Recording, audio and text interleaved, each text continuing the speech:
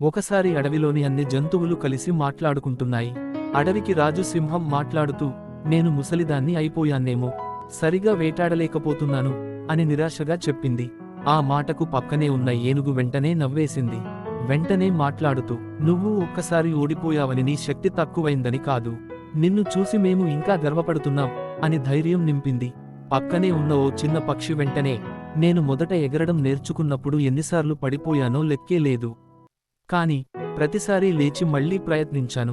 ఇప్పుడు నేనే ఆకాశంలో స్వేచ్ఛగా విహరిస్తున్నాను అని తన అనుభవాన్ని చెప్పింది. ఈ మాటలు విన్న సింహానికి ఉత్సాహం వచ్చింది. నిజమే, నేను నిన్న వేటలో ఓడిపోయాను, కాని ఈ రోజు వేటాడో శక్తి కోల్పోలేదు. ఓటమి అంటే అంతం కాదు, ఆరంభం అని అంది. ఆ మాటలకు అడవిలోని మిగిలిన జంతువులన్నీ సంతోషించి చప్పట్లు కొట్టాయి. ఆ రోజు నుంచి సింహం మరింత ఎక్కువ శ్రమించింది, తిరిగి తన నైపుణ్యాన్ని సాధించింది.